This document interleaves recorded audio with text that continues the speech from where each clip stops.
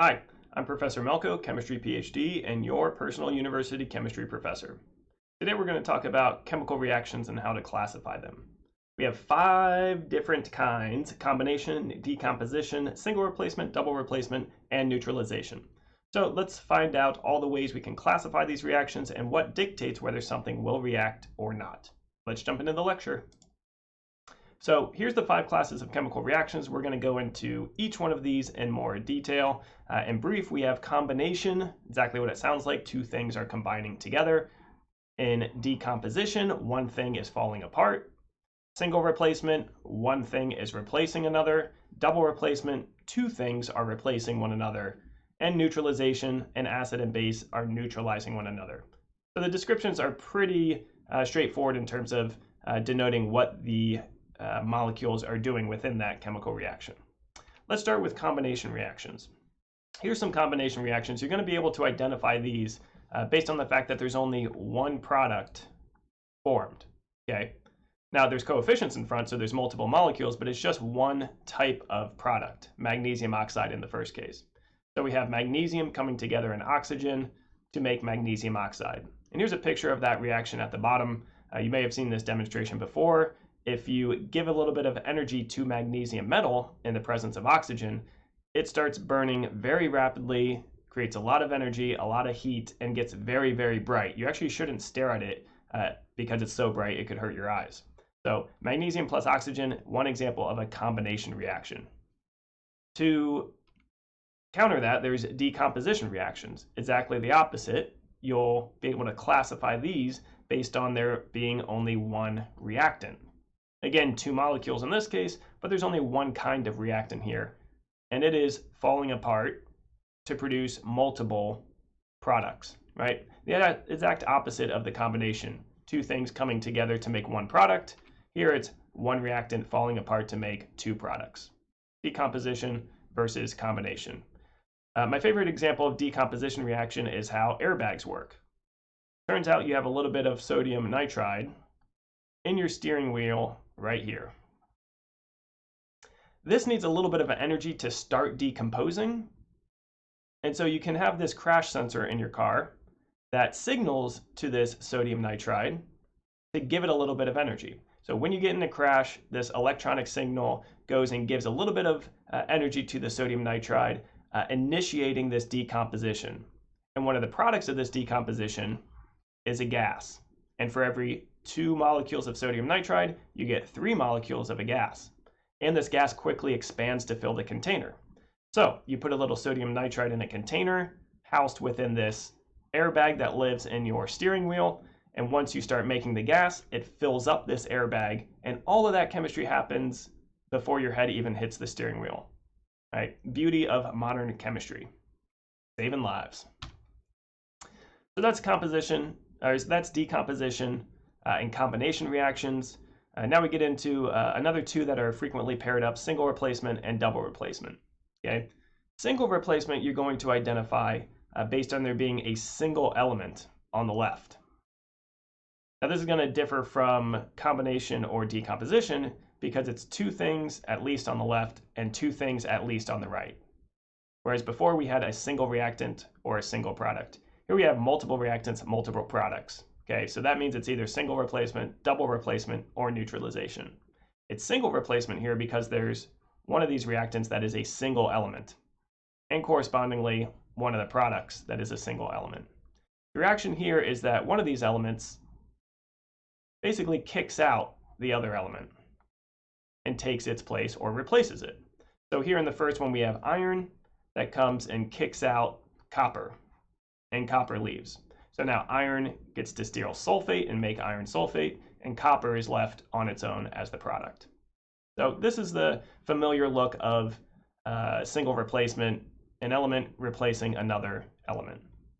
Now, whether this actually happens or not is driven by something called the activity series. In the previous lecture, we learned about this various symbols, one of which can be NR, standing for no reaction. So you can have a single replacement reaction set up, but it might not actually occur, and we'd have to write no reaction. What we use to figure out if it's a reaction or no reaction is this activity series. right? And that describes really how active a metal is. What is its ability to replace another metal and steal, its anion? Here's the activity series, which lists these metals in sort of descending reactivity, right? So the most reactive is lithium, then potassium, then barium, and so on and so forth, right? So this arranges these metals according to their ability to undergo a reaction and replace another metal. Okay, so things that appear first or earlier will replace the later species. Okay, so as an example, go back, we had iron replace copper. That's because iron is before copper in this list. So this reaction will happen and iron will replace copper. Later we had copper replace silver. Copper is before silver, so yes, that reaction would happen. If it was written in the opposite, silver trying to replace copper, that would not happen because silver is after copper in the activity series. One important note here is hydrogen, not a metal of course, but denotes where an acid would be. So if we had a reaction like gold, Au, trying to react with hydrochloric acid, HCl, aqueous, can gold replace hydrogen? The answer is no, because gold is the least active metal. One of the things we like about gold and cherish it is because it's unreactive and this nice shiny gold color that doesn't go away, right? But that also is why it does not participate in any single replacement reactions, because it's not that reactive. So gold will not kick out hydrogen here to make gold chloride. This would be no reaction. So that's how we use this activity series to figure out what is going to replace another element. On my exams, the activity series, this list and order is always provided, so you don't need to memorize it. So you do need to know, of course, how to interpret it and use it to judge whether these reactions will happen or not. Here, yes, yes, and yes. The next kind of classification of reaction is double replacement. Exactly what it sounds like. Now, instead of just a single element replacing another, we have two compounds, right, where species sort of trade dance partners. And that's how I'm showing it here. That's the familiar analogy. If we have this guy A and this guy C, they're going to switch dance partners. And that's exactly what happens in the chemistry. Okay, so some examples look like this. You're going to be able to differentiate from the other types of reactions, right? Because there's not a single element here, there's two compounds, right? And these two compounds, the cations here, the metals, are switching places.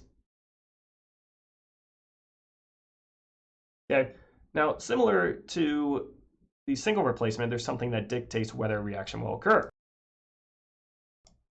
Here, that's the solubility rules.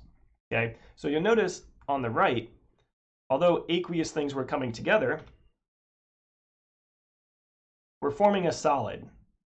We're forming a solid, or there's no reaction. So a solid has to be forming what we call a precipitate, or solid has to be forming in order for this double replacement reaction to occur. So if there's no precipitate forming, we write no reaction. And there's a list of rules that dictates whether something is a precipitate insoluble or whether it is soluble. Okay, so the terminology here is a little bit confusing. Make sure you get a firm grasp on it. Something that dissolves is soluble. Something that precipitates is insoluble. And we want the insoluble things for double replacement reactions. That's what makes, parentheses S, a solid or a precipitate. Okay, so you need one of these things at the bottom here in order to have this double replacement reaction take place. Okay, so these are the solubility rules for water. Again, on my exams, these are provided for you, but you need to know how to use them. So let's look at some examples.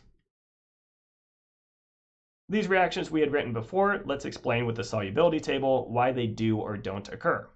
Okay, silver nitrate is aqueous.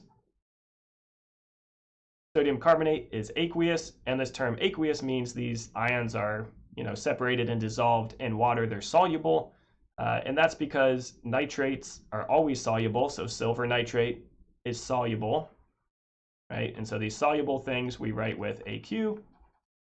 The insoluble things we'll write with solid. So the nitrate is always soluble, it gets AQ. The carbonate, usually insoluble, except when it's paired with rule 1, sodium, lithium, potassium, or ammonium. So because the carbonate is paired with sodium, it is soluble, it is aqueous. Now, even if I'm not given the products on the right, I know it's going to form because I know this silver is going to trade places with sodium. Okay, and so forming these new compounds, I have to decide for myself, is one of these going to be a solid? Okay, sodium nitrate, definitely going to be aqueous because all nitrates are aqueous or soluble. Silver carbonate, carbonates are usually insoluble unless it's paired with one of these. Silver is not one of those, so therefore this is a solid. And so this double replacement reaction does happen.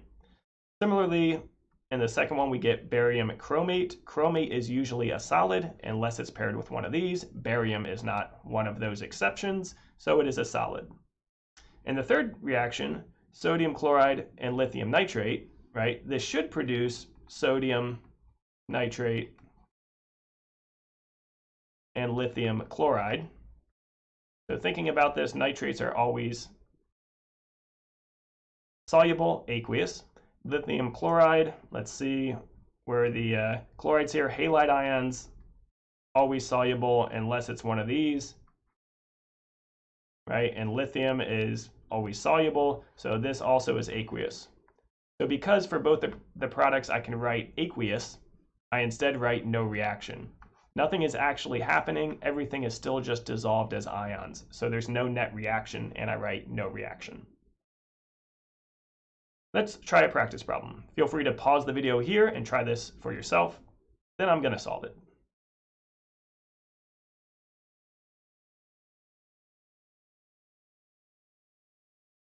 I'm going to start by identifying what's reacting. A balanced chemical equation for the double replacement reaction of aqueous zinc sulfate with aqueous sodium carbonate. So let's try to first write down the chemical formula of these two reactants. Zinc sulfate. Zinc is one of these special ions I remember is always 2+. Sulfate, one of my polyatomics, you can look it up in your polyatomic table, or here it's actually written in this table as well, SO4 2-. Since 2+ and 2- is sort of a 1-to-1 ratio here, I know this is just going to combine to make ZnSO4. And the problem tells me it's aqueous. This reacts with sodium carbonate. I know sodium +1, carbonate, you can look up in the polyatomics, or it's also written here, CO3 2-. The crossover rule dictates that the 1 of sodium means there's 1 carbonate, and the 2 from carbonate will become a subscript on sodium.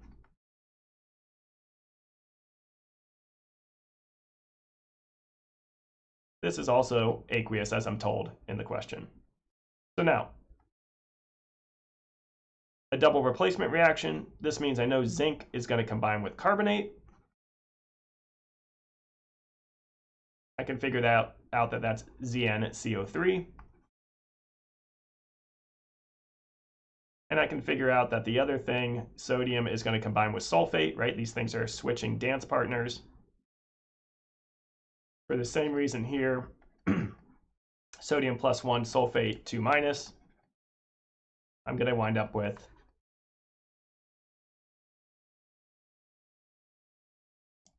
sodium 2 sulfate. Now, notice I've left the phases off. I need to determine, are these things aqueous or not?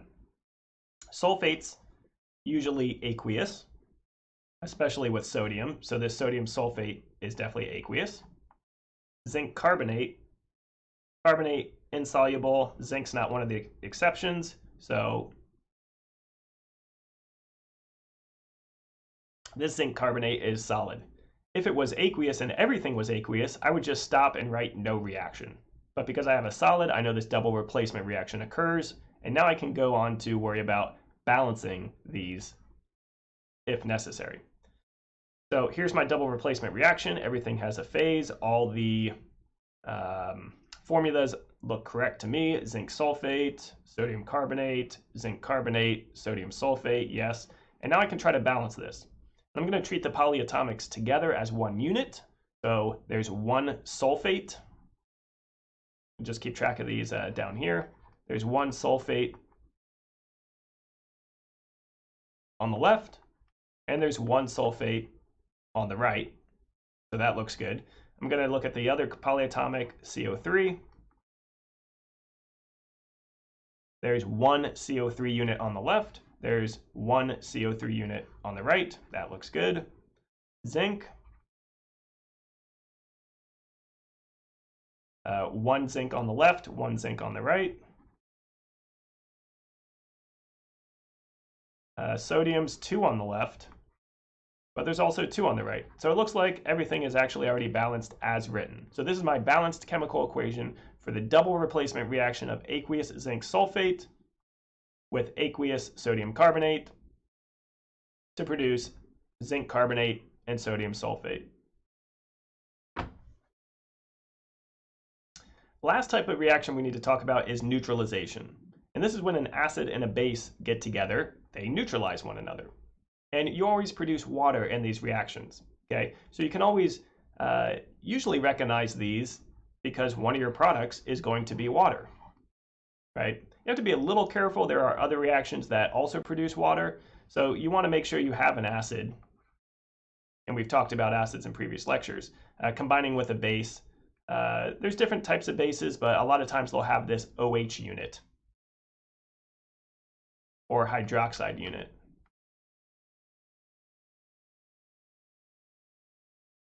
So an acid like HCl combining with a base like sodium hydroxide.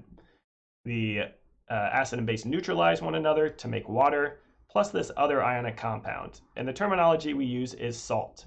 Usually we think as salt as just sodium chloride, table salt, but in chemistry it's sort of a general term for this ionic compound that's formed as a product of acid and base. So here we have hydrochloric acid and sodium hydroxide making salt, in this case table salt. That is aqueous and will always be aqueous. And water, which we'll usually always write as liquid. So these reactions usually have a release of heat when you pour an acid and base together, especially if they're both fairly strong. You'll actually release a lot of heat in this process because the chemistry really wants to happen. It wants to liberate this excess energy, and that energy is liberated as heat. Okay. Sometimes the heat is pretty small, and in that case, you might need something called an indicator to make sure the reaction happened. Sometimes we can tell it happens because of all the heat. Maybe there's steam generated, but a lot of times we're going to have to use an indicator. And these indicators are important in things like titrations that are a big part of chemistry. Not a topic for now, but down the road. So let's end here and try to write a balanced chemical equation of sulfuric acid neutralizing aqueous potassium hydroxide. I'll pause the video here and then I'll solve it.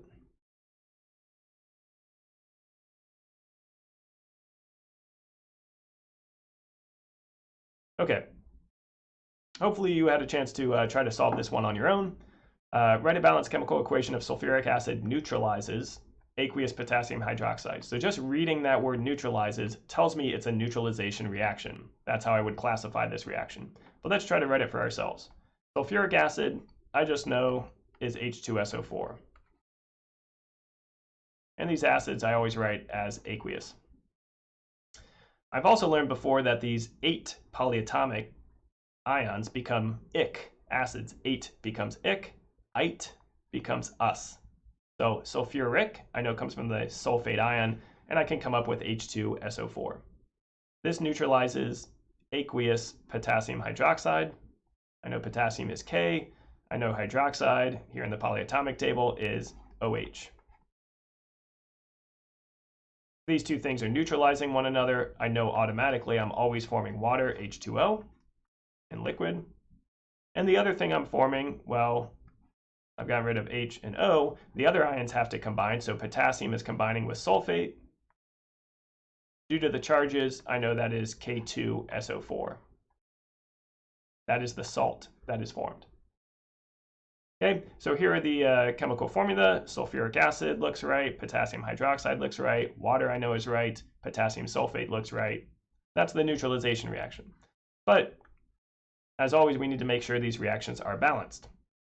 So let's keep track of these ions. H, SO4, I'll treat as one unit, K, and O. I'm not going to treat the hydroxide as a single unit because it doesn't really appear, or it's not obvious that it appears on the right. So I'm going to treat O's and H's all separately here. Okay, I can start maybe with sulfate. That looks pretty complicated. There's one on the left. And there's one on the right. Okay, well now I see potassium over here. Looks like two on the right, one on the left. Okay, so let me try to balance this. I can do that by placing a 2 here. And now I have 2 potassiums on the left, 2 potassiums on the right. My sulfates aren't affected. Everything looks good thus far. Let's look at hydrogens. There's 2 hydrogens from sulfuric acid. There's 1 hydrogen here in hydroxide, but the coefficient I've just added means there's 2 of those hydrogens. So in all, there's 4 hydrogens on the left. Okay, there's 2 oxygens on the left that are not sulfates, right? I'm treating the sulfate separately. There's 2 oxygens otherwise. On the right, I have just 2 hydrogens and the 1 non-sulfate oxygen. So clearly I have a imbalance in the hydrogens and oxygens. Hydrogen 4 and 2, so I need to bring the right side up. I do that by putting a coefficient of 2 out front. Never change the subscripts here. 2 times 2 is 4, so now that is in balance. That 2 has also affected the oxygen to bring it up to 2. And so now on the left I have 4 hydrogens, 1 sulfate, 2 potassiums, 2 non-sulfate oxygens. And on the right, I have the same 4 hydrogens, 1 sulfate, 2 potassiums, 2 non-sulfate oxygens. So now this is the balanced neutralization reaction. That'll do it for today's lecture. We've learned how to balance chemical reactions in the previous lecture, and then today how to classify reactions and also use our rules of balancing for writing these reactions out. Okay, I'll upload another video as part of this little lecture series, practicing some more balancing reactions and classifying reactions. As always, feel free to subscribe to this channel on YouTube and follow me over on Twitch, where I do office hours every week, talking about the latest science news and also answering whatever chemistry questions you might have. That'll do it for today's lecture. I'll see you next time.